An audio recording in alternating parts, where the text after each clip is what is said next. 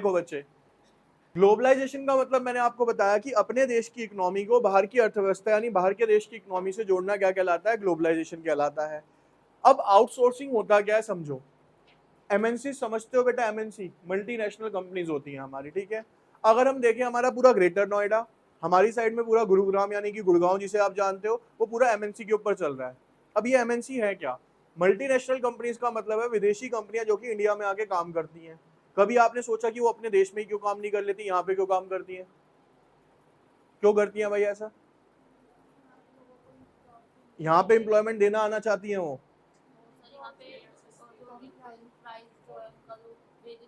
ठीक है, ये पॉइंट है कि एक्चुअल में सर जो यहाँ पे पढ़े लिखे व्यक्ति हैं, इंडिया की पॉपुलेशन क्या है सर, बहुत ज्यादा है। यहाँ पे अनएम्प्लॉयमेंट भी क्या है सर, बहुत ज्यादा है। तो जो उनकी कंट्री में एमबीए पढ़ा लिखा बच्चा या फिर कोई ग्रेजुएट बच्चा जितनी सैलरी लेगा, उससे लगभग 1/3 सैलरी में या उससे आधी से भी कम सैलरी में इंडिया के अंदर उन्हें क्या मिल जाते हैं, पर्सनल मिल जाते हैं काम करने के लिए। तो आउटसोर्सिंग का मतलब होता है बेटा जब बाहर की कंपनीज अपने आप को बाहर से काम करवाने के लिए कहाँ आती है, दूसरे देशों के अंदर आती है। उस टर्म को क्या बोला जाता है, आउटसोर्स करना बोला जाता है।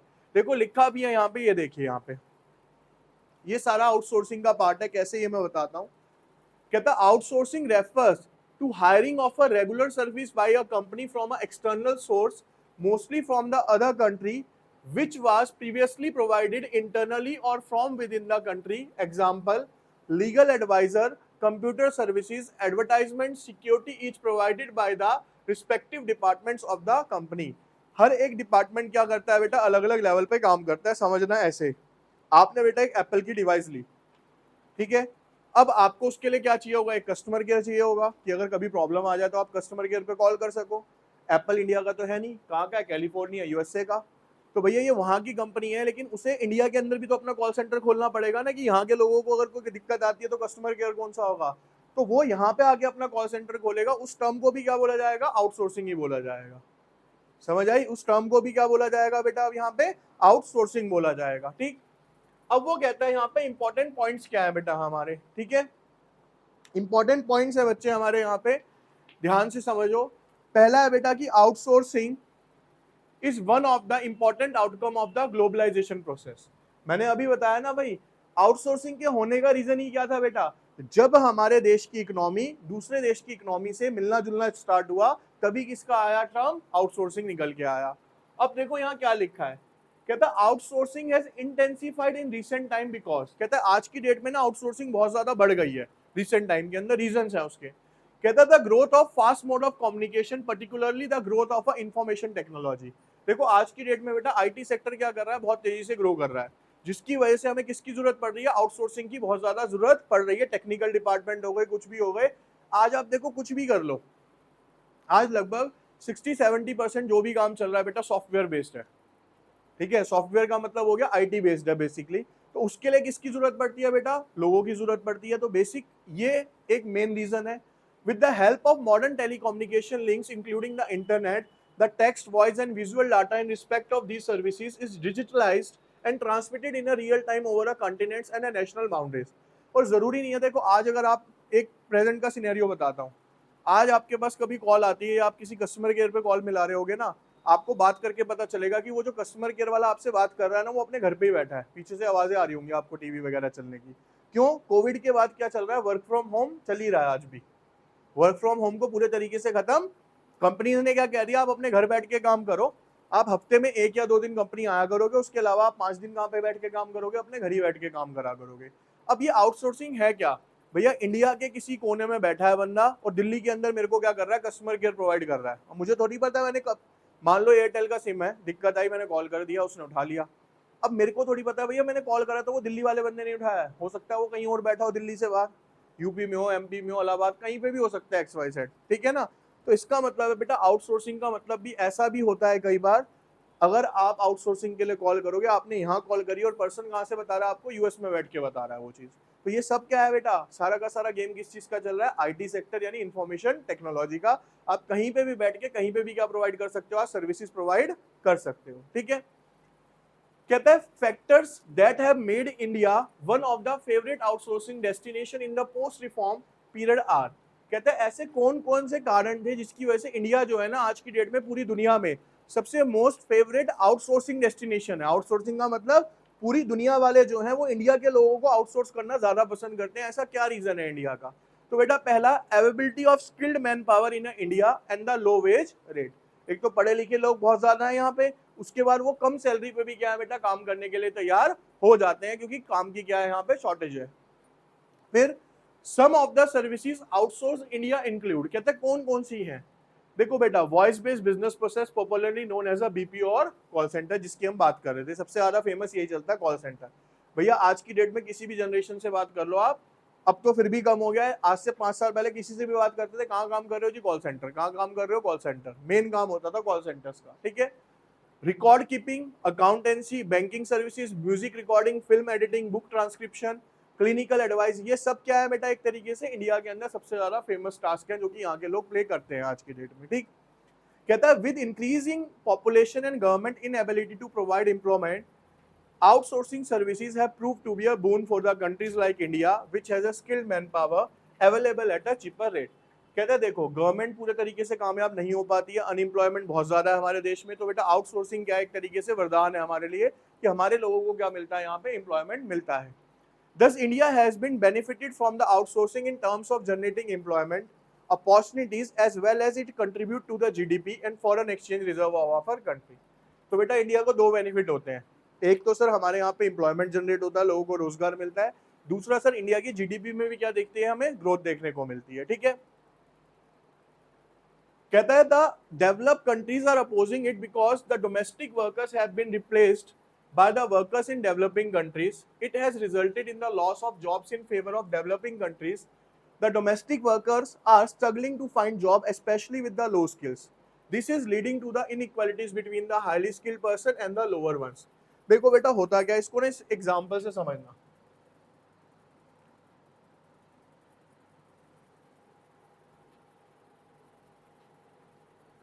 देखिए बेटा इधर,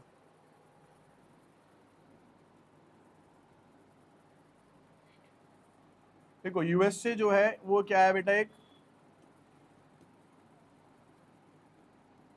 डेवलप नेशन है। अगर हम इंडिया की बात करते हैं तो ये एक अभी डेवलपिंग नेशन। इस वाले पॉइंट में क्या बोला गया है कि जो डेवलप नेशंस हैं, ठीक है, जो डेवलप नेशंस हैं वो आउटसोर्सिंग को क्या करती हैं बेटा? इसके अगेंस्ट है। आउटसोर्सिंग के अगेंस्ट मतलब वो नहीं चाहते कि बाहर का बंदा हमारे देश में आके काम करे। रीजन समझो, सिंपल सा लॉजिक है भैया। एक आईटी की जॉब निकली हुई है यहाँ पे, ठीक है, रिक्वायरमेंट है यहाँ पे 2000 वर्कर्स की, 2000 एम्प्लॉयज की, लेकिन यूएसए के अंदर रिक्वायर्ड 2000 की है, लेकिन वहां पे अवेलेबल कितने हैं? सिर्फ, ठीक है। ये क्या है? इसकी डिमांड है, ये इसकी क्या है? सप्लाई है। डिमांड ज्यादा है, सप्लाई, तो यहाँ पे इस वजह से इन लोगों को सैलरीज क्या मिलती है? फिर ज्यादा मिलती हैं। क्या हो जाती है? इनकी सैलरी पैकेजेस ज्यादा हो जाते हैं, तो इस वजह से ये बाहर के लोगों को वहां पे आना प्रेफर नहीं करते। वो कहते हैं भैया आप अपने देश में रह के काम करो। इंडिया का अपोजिट चलता है, क्योंकि इंडिया के अंदर काम नहीं है, तो हम कहते हैं कि भैया आप यहाँ पे आओ, हम कम वेज रेट में भी क्या करेंगे? काम करने के लिए, ठीक है। अब देखो सीधा सा लॉजिक है बेटा, यहाँ से बंदा बाहर जाता है, सस्ता कुछ नहीं है बाहर, ठीक है, सस्ता इंडिया ही पड़ेगा आपको, घूम फिर के कहीं से भी आ जाओ।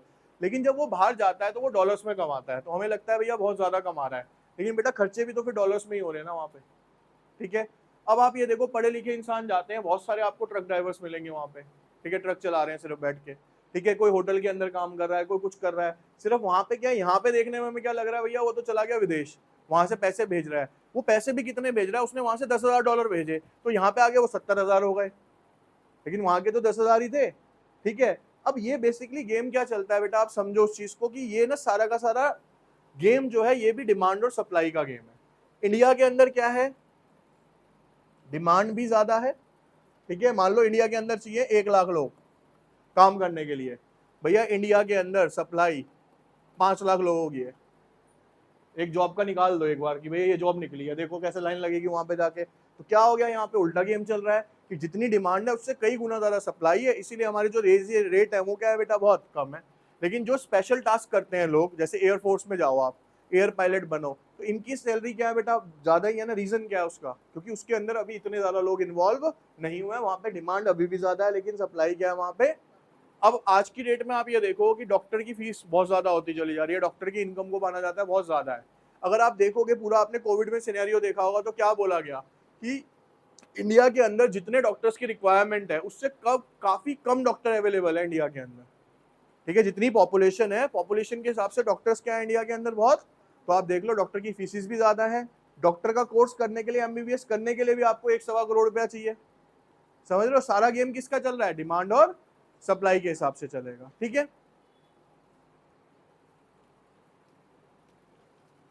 अब बेटा क्वेश्चन आता है यहाँ पे, ध्यान से सुनते रहना।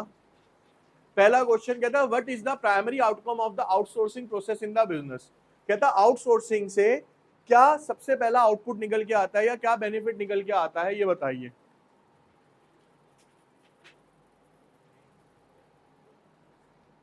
हाँ जी, D. Outsourcing refers to a company internal operation exporting services to the other countries. ठीक है, हम दूसरे देशों से, या ये होगा बेटा importing services from the other countries, हम दूसरे कंट्रीज से क्या लेते हैं, एक तरीके से सर्विसेज लेते हैं। अब आता है what technological advancement has significantly contribute to the growth of outsourcing in recent time. कहता है रीसेंट टाइम में इसमें से कौन सी सबसे ज्यादा ग्रोथ हुई है, B sir the growth of fast communication method specially IT sector. IT sector में ग्रोथ होने की वजह से आउटसोर्सिंग की डिमांड क्या हो गई है, वर्ल्ड में ज्यादा हो गई है।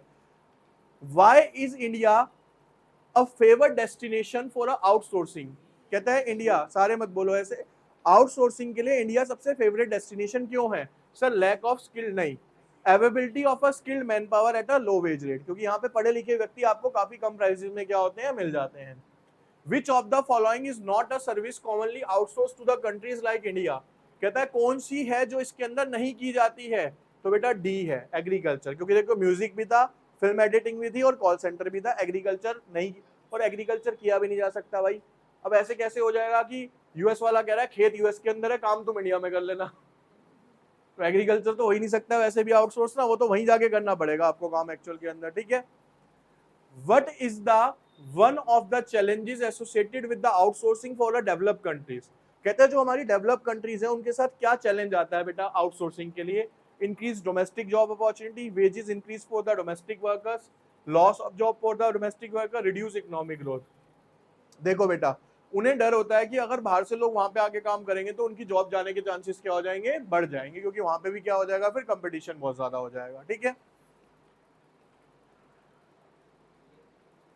देखो बेटा अब हमने पढ़ लिया एलपीजी क्या था, आउटसोर्सिंग क्या था। अब आता है भैया इंडिया में कोई भी चीज ऐसी तो है नहीं कि आई और उसके अगेंस्ट लोग ना खड़े हो। जैसे आज का मुद्दा देख लो, आज प्रेजेंट में मुद्दा क्या चल रहा है, नीट एग्जाम चल रहा है ना। ठीक है, अब कांग्रेस आ गई है कि बीजेपी ने कराया, बीजेपी कह रही है हमें तो क्या पता। ठीक है, अभी केजरीवाल जी अंदर है, वरना वो अब तक आ चुके होते। ठीक है, तो सब अपनी अपनी राय प्रकट करने लग जाएंगे बेसिकली आके।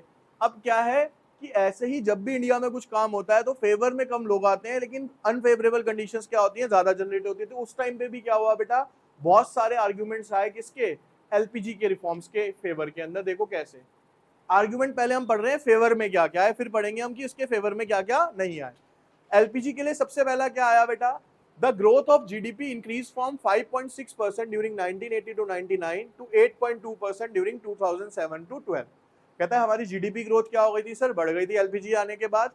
During the reform period the growth of agriculture has declined, लेकिन क्या हो गया, एग्रीकल्चर की ग्रोथ क्या हो गई थी, कम हो गई थी। while the industrial sector reported fluctuations, the growth of the service sector has gone up। this indicates that this growth is mainly driven by growing the service sector। कहता है जो सबसे ज्यादा ग्रोथ देखने को मिली थी बेटा, वो कौन सी सेक्टर से देखने को मिली थी, हमें सर्विस सेक्टर से देखने को मिली थी। देखो सर्विस सेक्टर है क्या, अगर आप कुछ भी डेली लाइफ में उठा के देखोगे ना तो मोस्टली सर्विस सेक्टर है। Bank service sector, phone service sector, पानी service sector, electricity service sector है, स्कूल जा रहे हो वो भी सर्विस सेक्टर है ना, mobile recharge service sector, net, सब कुछ क्या है, सर्विस सेक्टर है। घूमने जा रहे हो, ट्रांसपोर्टेशन यूज कर रहे हो, मेट्रो यूज कर रहे हो, वो भी क्या है, सारा का सारा सर्विस सेक्टर ही है। तो यानी ज्यादातर चीजें क्या है बेटा, हमें ग्रोथ जो देखने को मिली किसमें मिली, सर्विस सेक्टर के अंदर देखने को मिली। The foreign investment, which include foreign direct investment and foreign institutional investment, has increased from about 100 million in 1992 336 billion, million से कितनी हो गई बेटा, वो 36 बिलियन हो गई थी, बहुत ज्यादा बढ़ चुकी थी यानी, ठीक है। फिर there has been an increase in the foreign exchange reserve from about, हमारे पास बेटा पहले जो था फॉरेन एक्सचेंज कितना था 6 बिलियन इन 1990, जो कि बढ़ के कितना हो गया बेटा सीधा 321 बिलियन हो गया था। India is one of the largest foreign exchange reserve holder in the world. अब देखो चेंज क्या आया, इससे पहले वाले चैप्टर में मैंने क्या पढ़ाया था, या इसी चैप्टर में भी हमने पढ़ा कि इंडिया की एक कंडीशन ऐसी आ गई थी कि इसके पास इतना फॉरेन एक्सचेंज रिजर्व भी नहीं था कि सिर्फ ये अपना इंटरेस्ट ब्याज भी दे पाए, ठीक है। तो उस टाइम पे इंडिया ने अपने जो सोना था हमारे देश का वो वर्ल्ड बैंक के पास गिरवी रखा था, उनसे पैसे उधार लेके क्या करा था, अपना इंटरेस्ट या लोन पे आउट किया था। लेकिन थोड़े टाइम बाद क्या देखा गया कि वर्ल्ड के अंदर सबसे ज्यादा फॉरेन एक्सचेंज रिजर्व किसके पास हो गया, इंडिया के अंदर हो गया। India is scene as a successful exporter of auto parts, engineering goods, IT software and textile in the reform period। ठीक है, रिफॉर्म पीरियड्स के अंदर देखो बेटा ग्रोथ क्या हुई हमारा, जो आपको लगता है कि हम विदेशी गाड़ियां, लेकिन अगर आप सेल यूनिट उठा के देखोगे ना जो बिकती हैं गाड़ियां, उसमें मारुति और सुजुकी नंबर 1 मिलेंगे आपको। मारुति कहाँ का ब्रांड है बेटा, इंडिया का ब्रांड है, ठीक है। अब आज की डेट में जो टक्कर दे रहा है इंटरनेशनल लेवल पे कौन दे रहा है, टाटा। टाटा ने देखो रेंज रोवर खरीद ली, ठीक है, अपने अंडर आती है, टाटा के अंडर बन रही है आज की डेट में। वो रेंज रोवर के अलावा एक और है जैगवार, जैगवार टाटा ने खरीद ली। ये वो बड़े बड़े ब्रांड्स हैं बेटा जिनको टाटा ने क्या कर लिया, टेक ओवर कर लिया, और आज टाटा उनको मैन्युफैक्चरिंग करके दे रहा है वर्ल्ड वाइड, ठीक है। तो यानी कि हम बहुत बड़े एक्सपोर्टर बन चुके थे इसके अंदर, ऑटोमोबाइल इंडस्ट्री के अंदर। देखो यहाँ से ना कुछ चीजें सीखने वाली है, जितने भी बड़े लोग हैं ना बेटा इनको समझो पहले, ये बड़े ऐसे नहीं बनते, हमें लगता है कि इन पे पैसा आ गया, ठीक है। देखो आपको मैं बताता हूँ बेसिक क्या बोला जाता है, आज प्रेजेंट आपका सिनेरियो अलग है, 10 साल बाद आप बिल्कुल अलग होगे। धीरू भाई अंबानी ने एक बैंक से लोन मांगा था एक टाइम पे, जब वो पेट्रोल पंप पे नौकरी करते थे, ठीक है। उस बैंक ने मना कर दिया कि मैं आपको लोन नहीं दे सकता। तो बेटा जो उनका अभी मुकेश अंबानी है, मुकेश अंबानी ने आज से 7 साल पहले वो पूरा का पूरा बैंक खरीदा था, सिर्फ ये कह के कि तुम लोन नहीं दे रहे थे पिताजी को, आज मैं खरीदूंगा, और खरीद लिया उसने। अब आते हैं टाटा सर की बात पे।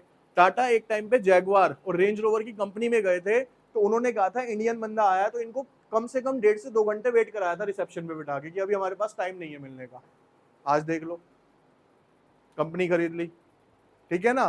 तो ये होता है कि चुप रहो, अपने काम पे ध्यान दो, ऑटोमेटिकली फिर जवाब मिल जाएगा जब टाइम आएगा, सबका टाइम आना है, ठीक है। अब आप सोच रहे हो हम कौन सी कंपनी खरीदेंगे, पहले पढ़ लो, 12वीं कर लो, आ जाओ, ठीक है। तुम्हारे सपने क्योंकि सीधा वही जाते हैं ना, फिर आ जाओ इधर, ठीक।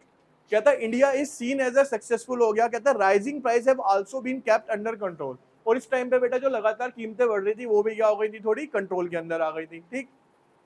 अब देखो यहां से आंसर्स देने स्टार्ट करेंगे ध्यान से। कहता है during the LPG reform period in India which sector experience the highest, जिससे पूछूं वो आंसर देगा बेटा। इसमें से चारों में से सबसे ज्यादा ग्रोथ कौन से सेक्टर में हुई थी, सर्विस सेक्टर में। सर सर्विस सेक्टर के अंदर सबसे ज्यादा ग्रोथ देखने को मिली। What was the increase in foreign investment in the Indian 1992? 17 billion, बेटा पहले 6 बिलियन हो गए 36 बिलियन, कितनी हो गई थी वो 36, नहीं 6 बिलियन हुई थी बेटा, कितनी हुई थी 36 हुई थी, 36 बिलियन, ठीक है।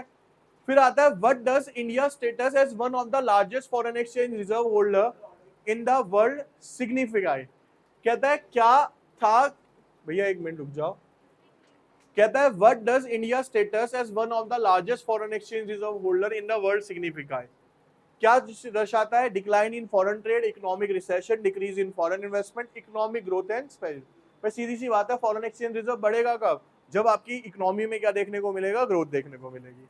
विच of the following sector did not experience success as an exporter during the LPG reforms in India. देखो बच्चे ऑटो आया था, आईटी आया था, इंजीनियरिंग गुड्स आए थे, एग्रीकल्चर नहीं था, तो क्या था इसके अंदर, agriculture goods.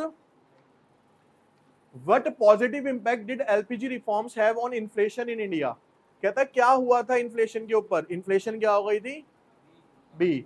Sir decreased inflation, inflation में क्या आई थी, कमी आई थी, यानी रेट क्या हो गए थे मार्केट के अंदर, कंट्रोल हो गए थे उस टाइम पे, ठीक है।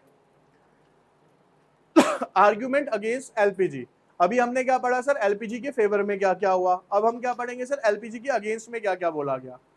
सबसे पहले आया बेटा growing unemployment, through the GDP growth rate has increased in the reform period, such growth failed to generate sufficient employment opportunities in the country. कहता है एलपीजी आया, ग्रोथ देखने को मिली, जीडीपी ग्रोथ देखने को मिली। बेटा एक टर्म पढ़ेंगे आने वाले चैप्टर्स में हम, उसको क्या बोला जाता है, मैं आपको बोलते हैं, उसे बोला जाता है जॉबलेस ग्रोथ। क्या बोलते हैं हम उसको? देखो बेटा जीडीपी का क्या मतलब होता है सर? जीडीपी का मतलब होता है ग्रॉस डोमेस्टिक प्रोडक्शन, यानी हमारे भारत के अंदर एक साल के अंदर एक फाइनेंशियल ईयर में टोटल गुड्स एंड सर्विसेज का जो प्रोडक्शन होता है उसे जीडीपी कहा जाता है। क्लियर है? अब जीडीपी दो तरीके से बढ़ सकता है। पहला, सर हमारे यहाँ पे एम्प्लॉयमेंट बढ़ी, एम्प्लॉयमेंट बढ़ने से प्रोडक्शन बढ़ा और जीडीपी बढ़ गया। दूसरा क्या था सर? हमारे यहाँ पे टेक्नोलॉजिकल एडवांसमेंट आया, टेक्नोलॉजी इंक्रीज हुई जिसकी वजह से गुड्स एंड सर्विसेज का प्रोडक्शन बढ़ा।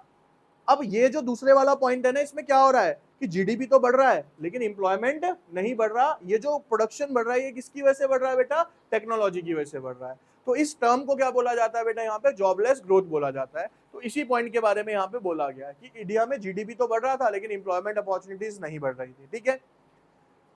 नेग्लेक्ट ऑफ एग्रीकल्चर, अभी हमने बेटा इतने सारे पॉइंट्स पढ़े, उसमें हमने क्या देखा कि एग्रीकल्चर सेक्टर पे बिल्कुल भी ध्यान नहीं दिया गया। कहता है the new economic policy has neglected the agriculture sector compare to the industrial, trade and service sector. Reduction of public investment, दूसरा क्या हुआ बेटा? सरकारी सेक्टर की इन्वेस्टमेंट्स क्या हो गई थी? बहुत ज्यादा कम। Public investment in agriculture sector specially infrastructure which includes irrigation, power, roads, markets, irrigations, research and extension which play a crucial role in the green revolution has been reduced in the reform period। देखो बेटा हमने ना last chapters में पढ़ा है कि India के अंदर क्या आया था? ग्रीन रेवोल्यूशन आया था। लेकिन जब एलपीजी पॉलिसीज आई ना तो गवर्नमेंट का पूरा फोकस किसके ऊपर हो गया? इंडस्ट्रीज और सर्विसेज के ऊपर। एग्रीकल्चर सेक्टर को इन्होंने क्या कर दिया? पूरे तरीके से इग्नोर कर दिया, जिसकी वजह से एग्रीकल्चर क्या हो गया? इंडिया का बहुत नीचे जाना स्टार्ट हो गया। दूसरा, रिमूवल ऑफ अ सब्सिडी। कहता है removal of a fertiliser subsidy increase the cost of production which adversely affect the small and marginal farmer. हमने ये भी पढ़ा था कि गवर्नमेंट क्या करती थी बेटा? फार्मर्स को सब्सिडी देती थी, यानी कि अगर आप बीज खरीदते हो, फर्टिलाइजर्स खरीदते हो, खाद खरीदते हो तो गवर्नमेंट उस पर क्या दे रही थी? आपको सब्सिडी देती थी। लेकिन गवर्नमेंट ने वो सब्सिडी भी क्या करी बेटा? एलपीजी के अंदर हटा ली, जिसकी वजह से जो पुअर फार्मर्स थे उनके लिए सब महंगा हो गया और एग्रीकल्चर क्या चला गया? हमारा नीचे चला गया। अगला, liberalisation and reduction in the import duties. This sector, देखो समझो, लिबरलाइजेशन में क्या हुआ बेटा? टैक्स स्ट्रक्चर हटा दिया गया, टैरिफ्स हटा दिए, उससे हम पे नेगेटिव इंपैक्ट कैसे बढ़ा? भैया बाहर की चीजें भी भारत में आने लग गई, सस्ते रेटों में आने लग गई, जिससे कि हमारे गुड्स की डिमांड क्या हो गई? और लोगों ने क्या खरीदना स्टार्ट कर दिया? सारा इंपोर्टेड गुड्स खरीदना स्टार्ट कर दिया। ठीक है? देखो लिखा है, कहता है this sector has been experiencing a number of policy changes, जैसे कि reduction in import duties on agriculture products, removal of a minimum support price, lifting of a quantitative restriction on agriculture products. All these policy adversely affected the Indian farmers as they now have to face increased international competition। क्योंकि अब इसकी वजह से farmers को क्या face करना पड़ रहा था बेटा? इंटरनेशनल कंपटीशन फेस करना पड़ रहा था, क्योंकि उनको जितनी भी फायदे दिए थे ना गवर्नमेंट ने, वो सारे क्या कर लिए? उनसे वापस ले लिए गए। फिर आता है shift towards the cash crop. कहता है due to the export oriented policy strategies in agriculture, the production shifted from food grain to cash crops for the export market. It led to rise in the price of food grains। देखो बेटा यहां पे समझो चीज को पहले,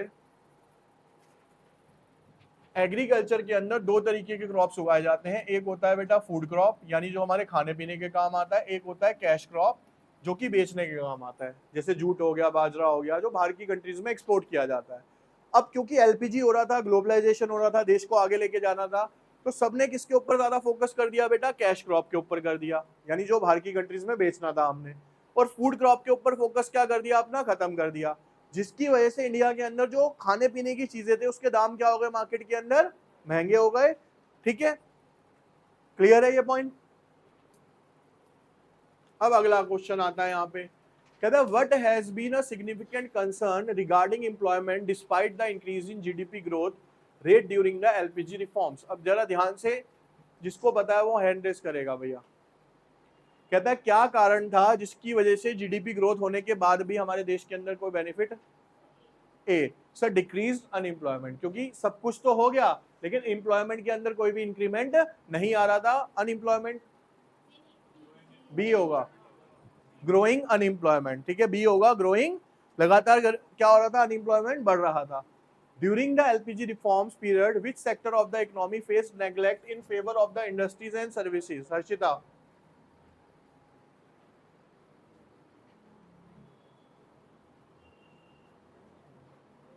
A. Agriculture sector. How did the reduction of public investment affect the agriculture sector during the reform period in India? कहता है जब सरकारी सेक्टर ने एग्रीकल्चर में पैसा लगाना बंद कर दिया तो उसका क्या इम्पैक्ट पड़ा यहाँ पे? बोलो भाई. C. Hindered agriculture growth. Agriculture की ग्रोथ में क्या आ गई? एक तरीके से रुकावट देखने को मिली. What adverse consequence did the removal of fertilizer subsidy have on a small and marginal farmer? Aditya, क्या फर्क पड़ा बेटा यहाँ पे जब गवर्नमेंट ने उसके ऊपर से जो उसको फर्टिलाइजर पे सब्सिडी देती थी फार्मर्स पे वो हटा ली? सी. सी. डी आएगा बेटा. Increase production. उनकी प्रोडक्शन कॉस्ट क्या हो गई बेटा? एक तरीके से महंगी हो गई थी. ठीक है. Which policy change negatively impacted Indian farmers during the reform period in terms of facing international competition? कहता है कौन सी पॉलिसी की वजह से इंडियन फार्मर्स को इंटरनेशनल कंपटीशन का सामना करना पड़ा था? बोलो.